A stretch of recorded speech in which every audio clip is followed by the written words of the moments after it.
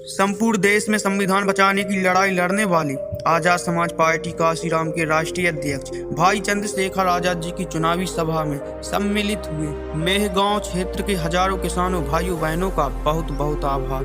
दोस्तों, आपको यह वीडियो एंड तक जरूर देखनी चाहिए और वीडियो को लाइक कर दें, क्योंकि एक लाइक हमारा हौसला बढ़ाता है, और वीडियो को शेयर कर दें, क्योंकि भीम आर्मी आजाद समाज पार्टी नेता बनाने की फैक्ट्री है। चंद्रशेखर आजाद समाज पार्टी के प्रत्याशी भूपेंद्र सिंह कराना जी के विधानसभा क्षेत्र द्वारा मेहगांव का जबरदस्त भाषण Bhim army chief advocate Chandrashekhar Azad. ये कांग्रेस भाजपा में से कौन सा नेता आपके साथ खड़ा था, लाठियां खाया था, जेल गया था?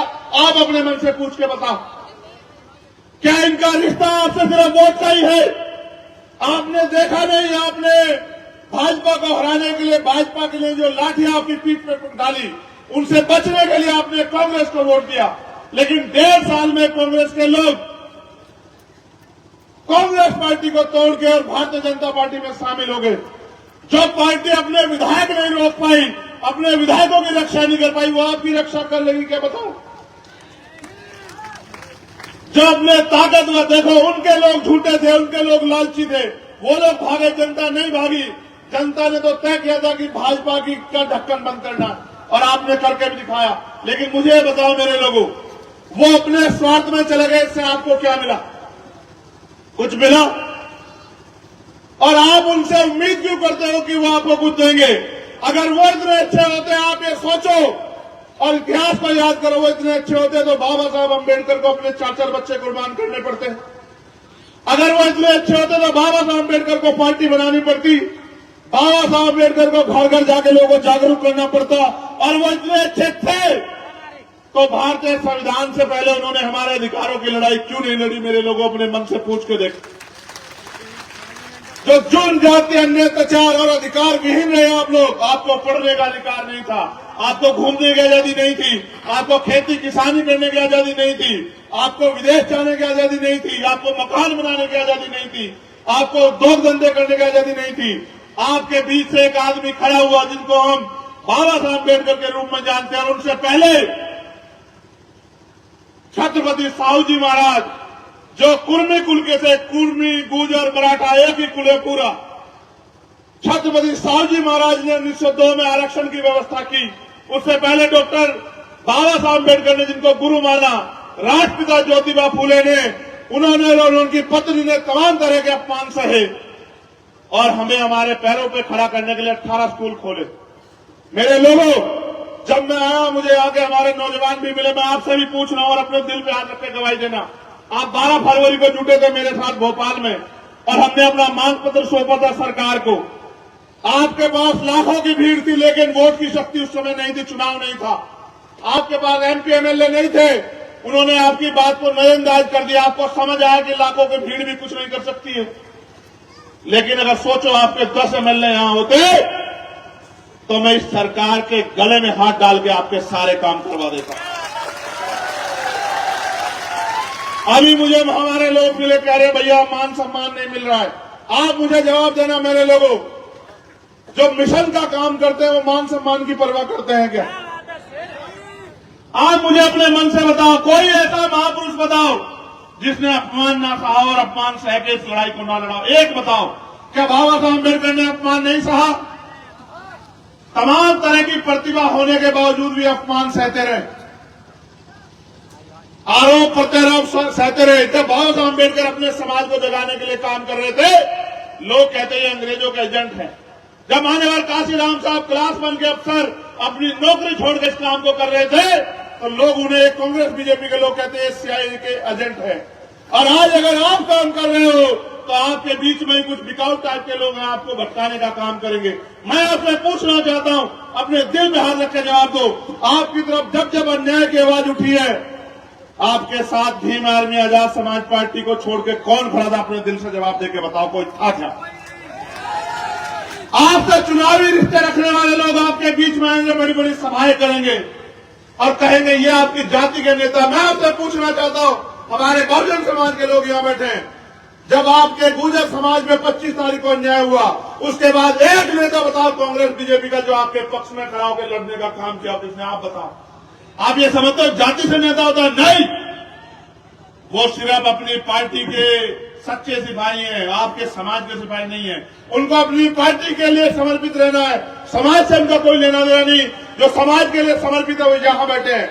मैं मानता हूं रविंद्र भाटी को कि वो हॉस्पिटल में थे, मुझसे कहा कि नहीं चलेंगे जब जी जान चली जाए, लेकिन समाज के मान सम्मान की लड़ाई 12 फरवरी को चलेंगे। ये 12 फरवरी नहीं, कौन सितंबर का था? अक्टूबर को। और मैं कह रहा हूं कि मर जाओगे, भाटी कह रहे नहीं मरूं या जीऊं, लेकिन मरूंगा भी अपनों के बीच और जीऊंगा भी अपनों के बीच, अब देखिए चलेंगे।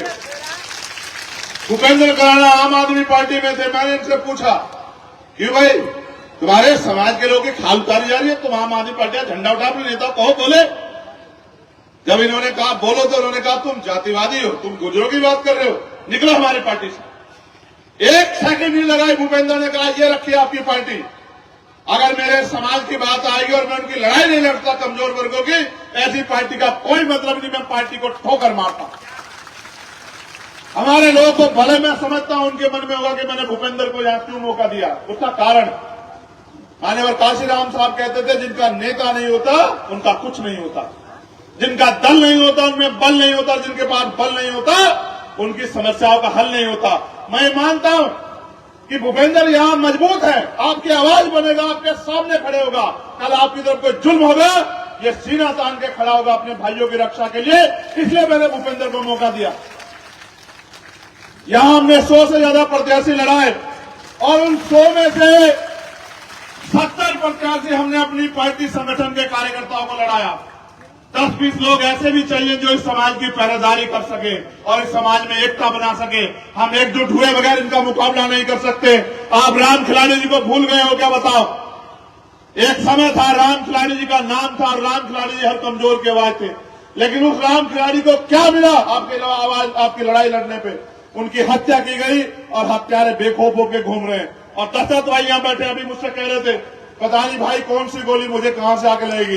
मैंने कहा दशरथ याद रखना, ये धरती लाल हो जाएगी अगर तुम्हारी तरफ आंख उठी। ये तुम्हारे भाई का वचन है, इस बात को याद रखना।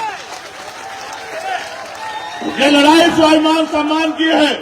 यहां इस सभा में मेरे वो भी साथी बैठे हैं जो इस लड़ाई को 25 सितंबर वाली को लड़े, और मैं उनको देख रहा हूं वो छिपे छिपे बैठे हैं। उनके घर में बुलडोजर ले जा खड़ा किया गया, उन पर 5-5 हजार का इनाम रखा, जाने बहुत बड़ा अपराध कर दिया। और आप ये देखो, अपराध सिर्फ ये है कि वो अपने समाज को खड़ा करने का प्रयास कर रहे हैं। ये मेरे लोगों, मेरी बात पे गौर करो। ये लोकतंत्र में ये मौका मेरे नौजवान साथियों 5 साल में दोबारा तुम्हें 5 साल बाद मिलेगा। तुम तय करो, अगर तुम चूक गए, गलती कर दी, तुमने पहले भी वोट दी है। ये बहन बेटी हमारा सम्मान, यहां बैठी मैं इनका धन्यवाद करूंगा माओ बहनों का। लेकिन आप ये सोचो, अगर इस देश में बहन बेटियों का अपमान होता है, जुल्म जाती होती है, इसके जिम्मेदार हम लोग। हम नालायक लोगों को, गैर जिम्मेदार लोगों को वोट देकर ताकत देते हैं, वो लोग अपने चंद पैसों में अपने जमीन को बेच देते हैं। अगर यहां वास्तविकता में आपके बीच के लोग आगे बढ़ेंगे तो आप बताओ डीएमएसएसपी किसका होता है? मुझे बताओ। डीएमएसएसपी उसका होता है, इसकी सरकार होती। अगर यहां आपका आदमी ताकतवर होगा तो क्या कोई डीएमएसएसपी आपके लोगों की हत्या करवा देगा या आपकी लोगों की हत्या में शामिल व्यक्ति को बचा लेगा? क्या किसी बहन बेटी का अपमान होगा? देश को इतिहास को पढ़ो, 50,000 महिलाओं के साथ रेप हत्या होती है। आपकी बच्चियां, वो बच्चियां सोचते हो कभी तो हमारे लोग खड़े होंगे, कभी तो हमारे लोग हमारी पीड़ा को देखेंगे। ये उम्मीद करते हो कोई तो मसीहा जन्मेगा। कोई मसीहा वापस नहीं आएगा। आपको अपने पैरों पे इस लड़ाई को लड़ना पड़ेगा। एक तरफ 15 दिन के लिए, 15 दिन भी नहीं बचे, 10-11 दिन है। एक तरफ 10-11 दिन के लिए लोग शराब, मिठाई, पैसे लेके, कपड़े लेके आपके बीच आएंगे, आपको कहेंगे बेच दो। मैं ये पूछना चाहता हूं, माननीय काशीराम साहब ने कहा था कि वोट की रक्षा बहन बेटी की रक्षा की तरह करनी है। क्या हम लोग बेचने वाले लोग हैं? अगर बेचने वाले लोग हो तो फिर मुझसे, मैं तुमसे कोई शिकायत नहीं करूंगा। और स्वाभिमानी लोग हो तो आपसे कहूंगा कि आज के बाद घर सोना मत जाके मेरे लोगों, जितने फोन हो, दोस्त और रिश्तेदार हो, सबको कहना कि बहुत हुआ हमें सबको देखते हुए इस बार हमें आजाद समाज पार्टी के प्रत्याशियों को मौका देना है और एक एक वोट केतली के चुनाव निशान पर डाल के देखो। आज आपका दल छोटा है, आज आपकी लोग मजाक बनाएंगे और कोई मानेगा भी नहीं कि आपका दल आगे बढ़ेगा। लेकिन आप ये सोचो, जब आप कोई पौधा लगाते छोटा ही तो होता है। पेड़ लगाया आपने, पेड़ लगाया है, बताओ इतना बड़ा पेड़ लगता है छोटा सा पेड़ लगता है, बताओ। लेकिन अगर आप उसकी सही समय पे रखवाली करो, देखभाल करो, खाद पानी दो, प्राकृतिक आपदा से बचाओ, तो वही 10 साल में इस लायक हो जाता है, नहीं हो जाता कि आपको फल भी दे और आपको छांव भी दे, बताओ होता है नहीं होता है। आज आपका दल छोटा है, घबराओ मत। हम घबराने वालों में से है ही नहीं। आज से 100 साल पहले हमें पानी पीने की आजादी नहीं थी, हम कहां से कहां तक आए, याद करो मेरे लोगों। और देखो देश आजाद हुआ 1947 में, और जिनको क्रिमिनल ट्राइब कहा गया उनको आजादी मिली 1952 में। अपना इतिहास जानो, पढ़ो लिखो, समझ आएगा तुम्हें। तुमने मुझे तलवार भेंट की, मैं बाबूजी का धन्यवाद करता हूं। आप बताओ इस तलवार से मैं कौन सी लड़ाई जीत सकता हूं, बताओ। राजतंत्र में युद्ध होते थे, राजा महाराजा दोनों तरफ से लड़ते थे, सेना जाती थी, हाथी घोड़ों पे युद्ध होते थे, बंदूकें तलवारें चलती थी, तोप चलती थी और तलवार के दम पर राज लिया जाता था। आज के राजतंत्र लोकतंत्र है। इस तलवार से ज्यादा तुम मेरे कैसे अंगूठा दबा देना, फिर देखना तुम्हारी तरफ उठने वाली हर एक आंख को उसी दिन जवाब मिल जाएगा कि आज के बाद ये कष्ट समाज अन्य अत्याचार नहीं सहे। देखो मैं तुमसे कलम की ताकत मांग रहा हूं, तलवार की ताकत नहीं मांग रहा हूं। एक तरफ ये है, एक तरफ ये। आप तय करो कि मुझे कौन सी ताकत देना चाहते हो। अगर तुमने ये ताकत मुझे दी और इतनी ताकत दे दी कि ये कलम मेरे हाथ से चल जाए, तो मैं लिख के देता हूं, विरोधियों के 20-20 एमएलए और हमारा एक एमएलए अगर भारी नहीं पड़ा तब आप मुझे बताना। जिस दिन इस कलम में ताकत होगी, आपको रोजगार के लिए दूसरे प्रदेश में नहीं जाना पड़ेगा। जिस दिन इस कलम में ताकत होगी, हमारी माँ बहनों को अपने घर चलाने के लिए उधार पैसा नहीं देना पड़ेगा किसी को। हमारी बच्चों को पढ़ने के लिए जमीन नहीं रखनी पड़ेगी उनके माता पिता को गिरवी। उनकी शादियों के लिए किसी साहूकार से कर्जा नहीं लेना पड़ेगा। हमारे नौजवान भाइयों को पढ़ने के लिए कोई लोन नहीं लेना पड़ेगा। जिस दिन हम पे ताकत होगी, सबको सस्ती शिक्षा, बेहतर से बेहतर जैसी विदेशों में मिलती है, सबको सस्ती शिक्षा। क्योंकि बाबा साहब कहते थे कि शिक्षा हथियार है, इस हथियार से आगे बढ़ना है। सबके गरीबों के लिए अच्छे से अच्छा इलाज बहुत कम पैसों में, जिन पे जमीन नहीं उनको जमीन, और अपने आपके बीच के बेटों को जो अधिकारी कर्मचारी बन जाएंगे रोजगार पाके, उनको अधिकारी कर्मचारी बना के बिठा के उनके जरिए आपके लिए नीतियां बना के आपको आपके पैरों पे खड़ा करना है। ये लड़ाई है। दुश्मन नहीं चाहता कि आप अपने पैरों पे खड़े हो जाओ। वो हर साल आपको कहेंगे इनको रोक दो, उनको रोक दो। मैं पूछना चाहता हूं, क्या आप किसी को रोकने के लिए पैदा हुए हो? लोकतंत्र क्या किसी को हराने के लिए है? लोकतंत्र तो जीतने और जिताने के लिए है। मैं आपको एक कहानी सुनाता हूं, आपके काम आएगी। ये मुझे जब ये कह रहे थे ना, मैंने सुना। एक पुजारी जी के, पंडित जी के 2 बेटे थे। गौर करना जरा, एक का नाम था राम, दूसरे का नाम था श्याम। नौजवान बहुत गौर करें, आज तुम्हारी कहानी यहीं बैठेगी तुम्हारी विधानसभा में, ठीक है? तो राम बहुत सीधे थे, लोगों की सेवा करते, मदद करते, लोगों के काम आते। और श्याम बड़े झगड़ालू किस्म के थे। श्याम का काम था हर गरीब कमजोर को सताना, उनके साथ झगड़ा करना, उनकी जमीन कब्जा लेना, उनको परेशान करना। अब जब भी श्याम कोई मुसीबत खड़ी करता, राम आके उनको रोकता, भाई ऐसा मत करो। ये लंबे समय चलता रहा। एक समय आया 5 साल बाद चुनाव, तो राम भी चुनाव में खड़े हो गए और श्याम भी चुनाव में खड़े हो गए, और लोगों ने श्याम से बचने को राम को वोट दे दिया। अब देखो कहानी का सार ये है कि राम जीत गए, राम भी खुश, श्याम भी खुश और पंडित जी भी खुश। समझे? राम भी खुश। अब ये बताओ, राम श्याम को नुकसान पहुंचा सकते हैं क्या? है? राम शाम का कोई बुरा कर सकते हैं क्या? राम शाम को जेल भिजवा सकते हैं क्या?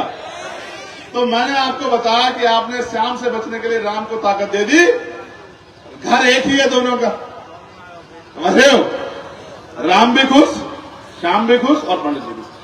अब आप ये तय कर लो कि इस लोकतंत्र में आप उनको खुश रखना चाहते हो या आप खुद को खुश रखना चाहते हो? आप उनको हराने के लिए उनको वोट दोगे, इससे आपके हिस्से में क्या आएगा मेरे लोगों? ये बताओ।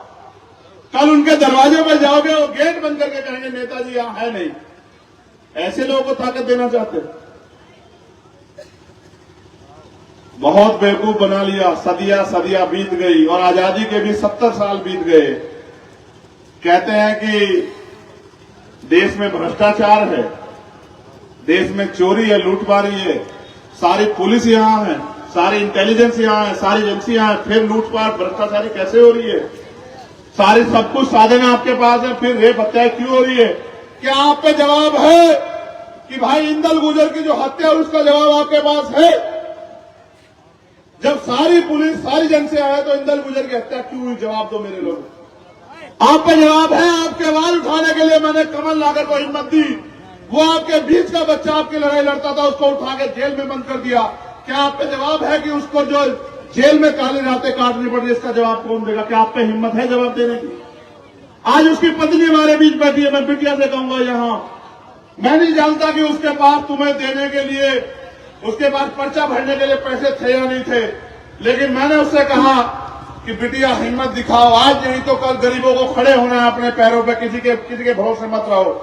तुम कमल की पत्नी हो, आगे बढ़ो। तुम्हारा भाई तुम्हारे साथ खड़ा है, मैंने इस उम्मीद से इसको अवसर दिया। आप बताओ, इसका साथ मिलना चाहिए आपको, नहीं मिलना चाहिए? बताओ। अगर अमीर इतने अच्छे होते और वो गरीबों का साथ देते तो कोई गरीब रहता क्या? मैं तो ऐसा व्यक्ति हूं, मैंने देखा अमीर रिश्तेदार भी नहीं बताते गरीब को। हमारे यहां भी कुछ अमीर है, कहते हैं कि वो तो छोटा सा है, हम नहीं जानते उसको कौन है। देखा आपने? वो कहते हैं छोटे मोटे लोगों को ही हम लोग जानते हैं। अब मैं कहूं क्या, मेरा सारा समाज इस हालात में, खाने को अच्छा खाना नहीं है, पीने को साफ पानी नहीं है, अच्छे मकान नहीं है, अच्छे कपड़े नहीं है, अच्छी सुख सुविधाएं नहीं है। कितने लोग हैं हमारे घर परिवार के जिनके घरों में एसी है? पूछ लो। कितने ऐसे लोग हैं जिन पे 4 पैर गाड़ी है? पूछ लो। कितने ऐसे लोग हैं जिनकी खुद की दुकानें व्यापार है? पूछ लो। और कितने ऐसे लोग हैं जिन पे कर्ज है? तो पूछो अपने आप, आपको पता लग जाएगा। कितने ऐसे हैं जिनके बच्चों को सरकारी नौकरी मिली? पूछो, आपको पता लग जाएगा। कितने ऐसे हैं जिनको तमाम तरह की मुसीबतों का सामना करना, आपको पता लग जाएगा। और मैं इस लड़ाई को तब तक लड़ता रहूंगा जब तक मध्य प्रदेश का हर एक किसान, कमजोर और गरीब परिवार खुशहाल नहीं हो जाता, उनके चेहरों पे खुशी नहीं आ जाती, उनको वो सुख सुविधा नहीं मिलती जो इस प्रदेश के अमीर ले रहे हैं। कितनों के चार्टर प्लेन है, कितनों के हेलीकॉप्टर है कुछ आपके पास, लेकिन आपकी वोट लेके उनके पास चार्टर प्लेन भी है, उनके पास हेलीकॉप्टर भी है, उनके पास जहाज भी है, उनके पास गाड़ियां भी हैं, उनके पास खेत भी है, उनके पास सब कुछ है। अब आप ये तय करो कि आप अपना भविष्य कैसा चाहते हो। मैं अपने बुजुर्गों से कहना चाहता हूं, माओ बहनों से, क्या इस देश में अपने बच्चों का भविष्य गुलामी का चाहते हो या फिर स्वाभिमान सम्मान का चाहते हो? मुझे हाथ उठा के बताओ मेरे लोगों, कैसा भविष्य चाहते हो? जोर से बताओ, कैसा भविष्य चाहते हो? क्या गुलामी का भविष्य चाहोगे? कौन हाथ उठा के बताओ, क्या अपने बच्चों को गुलामी की तरफ धकेलोगे या फिर अपने बच्चों को आजादी की तरफ लेके जाओगे कि उनको वो बुनियादी सुख सुविधा अधिकार मिले? बताओ क्या चाहते हो? अपने दोनों हाथ उठा के बताओ। स्वाभिमान सम्मान का जीवन चाहते हो नहीं चाहते हो? बताओ। वो जो मोटरसाइकिलों पे वहां खड़े हैं उनको पूछ रहा हूं, स्वाभिमान सम्मान का जीवन चाहते हो नहीं चाहते हो? बताओ। आपका चुनाव निशान क्या है? बताओ। जोर से बताओ, आवाज नहीं आई। ये केतली आपको अलादीन के चिराग जैसे नहीं लगती है? टीवी देखा नहीं देखा बचपन में? अगर टीवी देखा तो एक ऐसा चिराग आता था और उसको घिसो तो उसमें से निकलता था कुछ, और वो कहता था, क्या कहता था? क्या हुक्म मेरे आका। मैं भी तुमसे यही पूछ रहा हूं, इस केतली को भर दो और फिर मैं तुमसे पूछूंगा क्या हुक्म मेरे आका, फिर बताना तुम्हारा हुक्म पूरा होता नहीं होता। समझ रहे हो? और सुनो, हमारे यहाँ एक कहावत है, अब पता नहीं तुम्हें समझ आए ना आए, सबको तुमने आजमा के देख लिया। इस बार ये काम कर, आपकी लड़ाई लड़ने की, सड़कों की तो लड़ाई लड़ी, विधानसभा की लड़ाई लड़ने की ताकत भी दो। मेरी 7 साल की उम्र नहीं है कि घर जाके बैठना है। अभी मेरे ऊपर गोली चली, आपको पता नहीं चला? पता कहां चलाई गोली उन्होंने? मैं उनसे कहूंगा अगली बार गोली सीने पे चलाना। पीठ नहीं दिखाने वालों में से हूं मैं, सीने पे खाऊंगा तुम्हारी गोली। लेकिन मैं आपसे पूछना चाहता हूं, क्यों मारना चाहते हैं वो लोग मुझे? क्या मैंने उनकी कोई जमीन दबाई? क्या मैंने उनके किसी घर पे कब्जा किया? क्या मेरा उनसे कोई झगड़ा है? उनको ये लगता है कि अगर ये खड़ा हो गया तो ये खड़े हो जाएंगे, बस ये लड़ाई है उनकी मेरी। और अगर आप खड़े हो गए तो वो जाति के आधार पर गाली किसको देंगे? वो किसी गरीब की बच्ची को अपमानित कैसे कर पाएंगे अगर आप खड़े हो गए? वो किसी किसान कमेरे की खून से होली जैसे कल खेली गई इंदल के खून से वो कैसे खेलेंगे? ये लड़ाई है बस। अगर मेरी लड़ाई होती तो वो मेरे पास बहुत आते हैं बैग भर भर के, मुझसे लेके रुक जाओ। चंद्रशेखर आजाद है, आजाद था और आजाद रहेगा। और जब तक आखिरी सांस है, जब तक आखिरी सांस है, चाहे आप आज साथ खड़े हो जाओ या कल होना, जब तक आखिरी सांस है आपके लिए लड़ता रहूंगा। कोई गोली मेरा रास्ता नहीं रोक सकती, इस बात को याद रखना। मैं तो आपसे कहना चाहता हूं, देखो सूरज ढल रहा है, एक सूरज ढल गया और एक सूरज उग रहा है। तय करो किसके साथ खड़े होना है, तुम ये तय कर लो। देखो, ढलता सूरज अंधेरा देगा और उगता सूरज क्या देगा? उगता सूरज। मैं तो, मेरा बस चलता तो मैं चुनाव चिन्ह भी उगता सूरज मांगता, मगर मेरी वहां चलती कम है, समझ रहे हो? देखो, नॉमिनेशन शुरू होने के आखिरी दिन सिंबल दिया, आखिरी दिन सिंबल दिया। वहां बैठे ताकतवर लोग ऐसा मजाक उड़ाते हैं तुम्हारे भाई का। आखिरी दिन सिंबल दिया, रोक के रखा सिंबल, कई जगह सिंबल दूसरे लोगों को दे दिया, कई पर्चे खारिज कर दिए। घबरा नहीं रहे, क्योंकि ये जानते हैं कि ये आसानी से रास्ता नहीं देंगे। क्या कभी अमीर जगत आसानी से अपनी जेब से कुछ निकालता है क्या?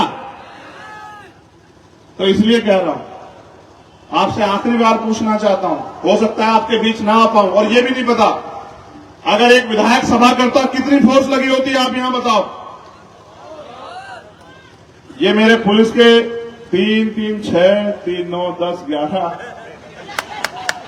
15 एक भाई लगाए, और वो भी बेचारे वहां खड़े हैं, कह रहे हैं कि सभा सुबह करके चला जाएगा।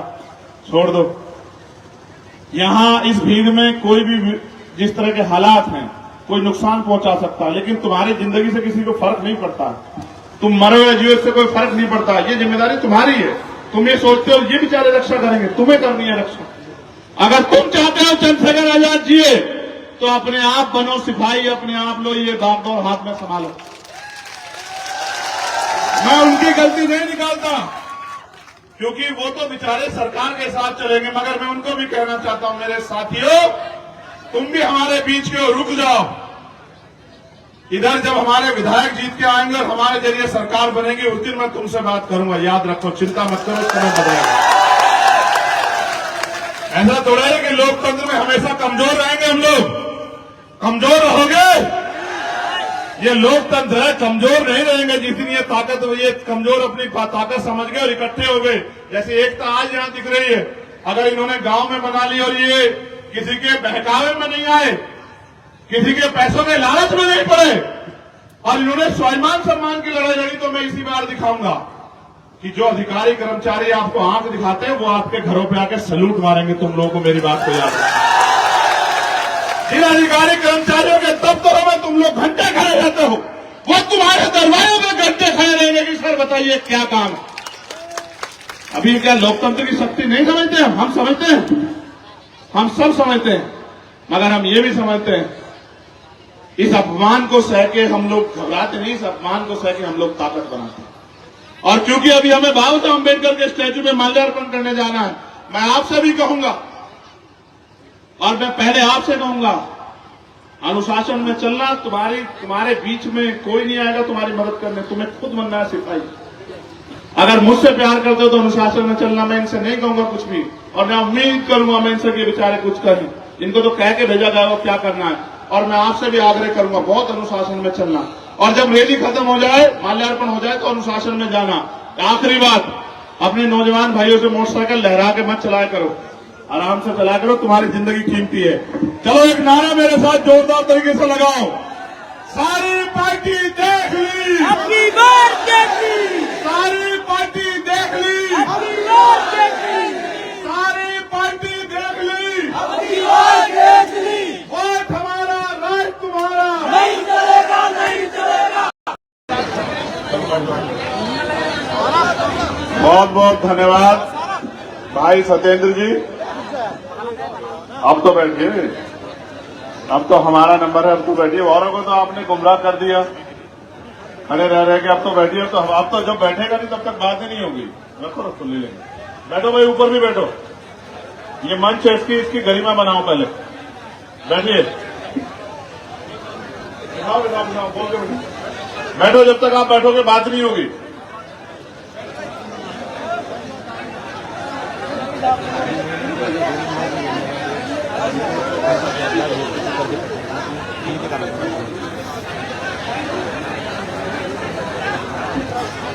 आप पे अलग इन्विटेशन भिजवाएं। बैठो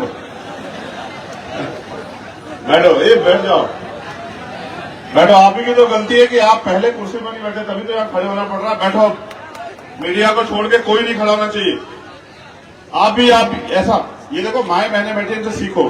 कब से बैठे, हिल थोड़े रही अपनी जगह। देखो तुम मेरे इनमें कितना फर्क है। बैठो, तभी बात होगी। हम इसलिए नहीं बिठा रहे हैं तुम्हें कि कोई गोली चला देगा तुम्हारे बीच से, डर से नहीं बिठा रहे हैं। इसलिए बिठा रहे हैं कि जब तुम बात सुनोगे तुम्हारा ध्यान हमारी तरफ होना चाहिए। अगर आप बैठोगे नहीं तो बात ही नहीं बनेगी। फिर लोग ये कहेंगे, मीडिया के लोग लिख देंगे, वैसे भी मीडिया हमारा है नहीं, कि वो तो तमाशबीन लोग आए थे, तमाशा देख के चले गए। जब तक आप मेरी बात पे खड़े नहीं होंगे, लोग कैसे पता लगेगा कि तुम मेरे सिपाही हो? समझ रहे हो? जब तक सेनापति की एक आवाज पे सेना काम ना करे, तब तक कैसी सेना? समझ रहे हो?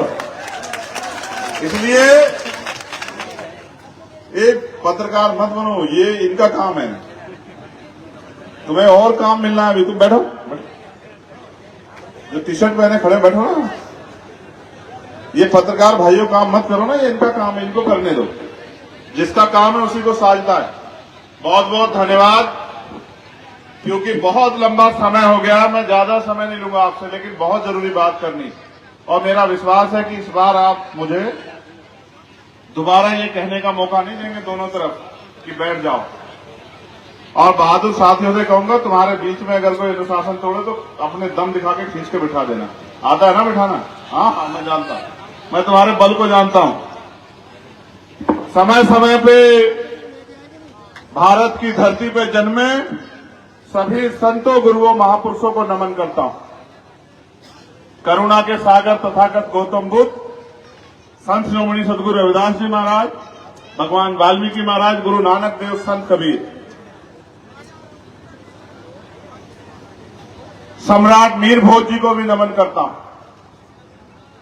गुरु घासीदास, नारायणा गुरु, संत गाडगे जी महाराज, राष्ट्रपिता ज्योतिबा फूले, छत्रपति साहू जी महाराज, ईवी पेरियार, रामास्वामी नायकर, प्यारेलाल यादव, बाबू जगदेव प्रसाद कुशवाहा, जन्ना कपूरी ठाकुर, डॉक्टर बाबा साहब अम्बेडकर, मां सावित्रीबाई फूले, मां अवंतिकाबाई लोधी, मां झलकारी बाई, मां अहिल्याबाई होलकर, मान्यवर दीना बाना वाल्मीकि साहब और मेरे गुरु, मेरे आदर्श मान्यवर काशीराम साहब को नमन करता हूं। और वो शहीद जिन्होंने अपने जीवन को बलिदान किया देश की आजादी के लिए, शहीद आजम सरदार भगत सिंह, सरदार उधम सिंह, सरदार करतार सिंह सराभा, 58-57 क्रांति के नायक कोतवाल धन सिंह गुर्जर, विजय सिंह पथिक जी को भी नमन करता हूं। सर छोटूराम चौधरी चरण सिंह जी को भी नमन करता हूं। और क्योंकि ये मंच है चुनावी, मैं पहली बार आपके मंच, आपके क्षेत्र में चुनावी मंच में चुनावी बात करने और आपसे ताकत मांगने के लिए आया हूं। अब से पहले मैं जितनी बार आया आपके बीच आपको समझाने के लिए या फिर किसी जुल्म जाति के खिलाफ लड़ाई लड़ने के लिए आया, लेकिन सम्मानित साथियों, क्योंकि भारत में लोकतंत्र है, चुनाव होंगे, चुनाव में शक्तियां परिवर्तित होंगी। चुनाव एक बहुत बड़ा पर्व है जो कमजोरों को ताकतवर बनाता है और ताकतवर को अगर जनता चाहे तो मिट्टी में मिला देता है। मैंने अब से पहले हमारे बहुत ही सम्मानित नेतागणों की बात सुनी। यहां हमारे जिले में आज हम मेहगांव की सभा में हैं, लेकिन इस जिले में हमारे 5 प्रत्याशी, इस मेहगांव पे भूपेंद्र कराड़ा जी, भिंड में बाबूराम जामोर जी, हमारी छोटी बहन, आगे आ जाओ पांचों, अनीता नागर जी,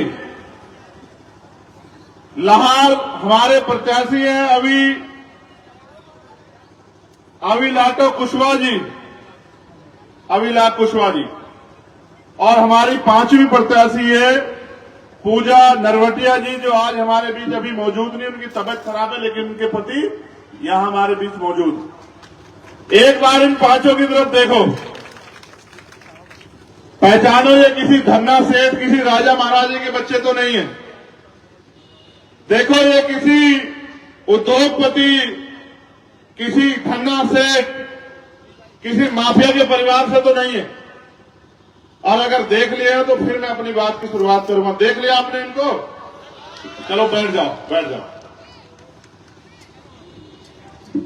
14 अगस्त 1947 भारत अंग्रेजों के अधीन था।